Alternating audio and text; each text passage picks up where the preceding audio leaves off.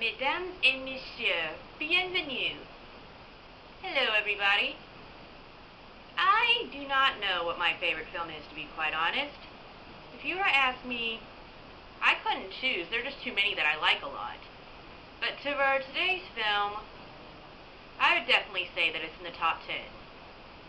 It is my favorite French movie of all time, and probably perhaps one of my favorite films of all time in general, Le Fabuleux Destin d'Amélie Poulain, otherwise known as Amelie. Quality-wise, this film is fantastic. It has everything I love. It's artsy, it has great music, it has great acting, it has wonderful character development. It is just a great film overall. And on top of all that, it has a good message, too. Overall, I also think that it holds up on a Christian perspective, too. It certainly does have its problems, but I think if you would look underneath it all, it still has a great message that you can enjoy. I know I've already done a review of this movie, but to be honest, it was kind of crappy, so I'm going to do it again. Anyways, Amelie is a painfully shy, introverted, and charming young woman who lives alone in Paris and works as a waitress at a cafe called Le Deux Moulins. Because of a lonely and very difficult childhood, she lives inside her imagination and is unable to relate to other people. She is content with this life until one day she finds the childhood treasure of the man who lived in her apartment before her. After a long night of contemplation, Amelie decides that she will find a way to secretly return the man his treasure. Then when her plan succeeds and actually manages to impact this guy's life for the better, she decides to become a secret do-gooder, doing good in the lives of the people around her. For this mission, she does a variety of things, serving as a Zorro, a Cupid, and even a guardian angel, all in the efforts to fix the lives of others. Meanwhile, as a result of this mission, her friendship with her fragile old neighbor Dufayel, and her budding romance with quirky Nino Quincampoix, Amelie is struggling with her own battle between her desire to have love in her own life and her fear of the unknown. However, she ultimately decides to give her heart to Nino Quincampoix and gains happiness and love in her life once and for all, as well as a boyfriend. On the artsy side of things, this movie's art is just fantastic. The colors, the setting of Paris, the camera angles, and the special effects all work perfectly well together to make the film beautiful and allow the emotion of Amelie and the other characters to shine through. You just have to see it for yourself because the way I describe it comes nowhere near to giving it the justice it deserves. The music is as wonderful as the visuals. It is done by a composer known as Jan Tiersen, also known as the Chopin of modern times. In his music, he uses traditional and non-traditional instruments to create a beautiful and lively sound that is quintessentially French. It is one of the best soundtracks I've ever heard in my entire life. The acting on everyone's part is well done, but the real standout is Audrey Tauto's performance of Amelie. It is not easy to play a shy introvert. To do so requires the ability to get emotions across subtly with very little speech. And that is not easy to pull off, and often actors make the mistake of seeming overdramatic or seeming like they have no personality whatsoever. Audrey Tautou does a great job of making Amelie a quiet yet very interesting character. I love this film very, very, very, very, very, very, very, very, very much, as you can see. However, unfortunately, it does have its problems. And before I talk about some of the best parts of the movie, I must sadly discuss these problems. Problem number 1. Amelie's actions. Amelie is a shy and introverted woman who uses various stratagems in order to fix the lives of others. However, while she means well, not all of her schemes are that ethical. She tricks two people into falling in love.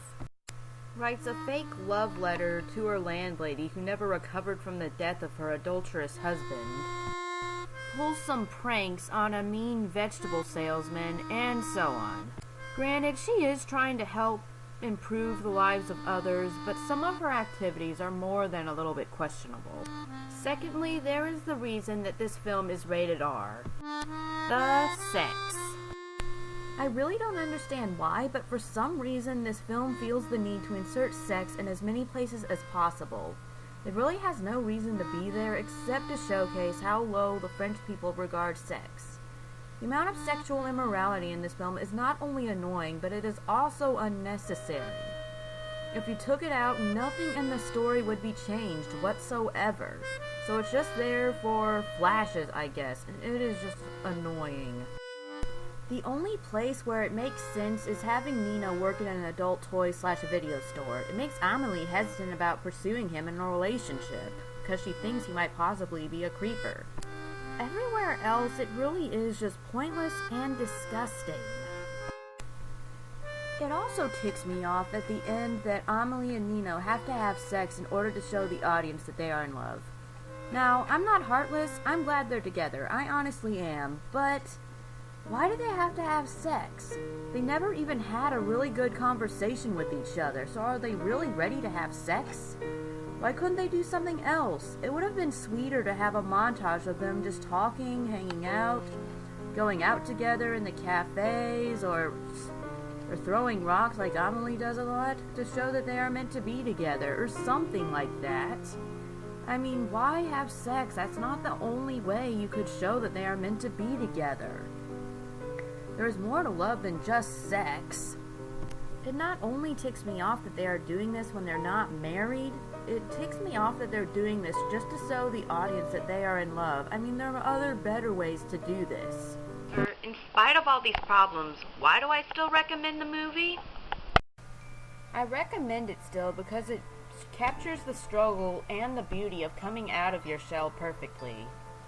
And unfortunately for me, this is a struggle that I understand very well, because I have experienced it myself.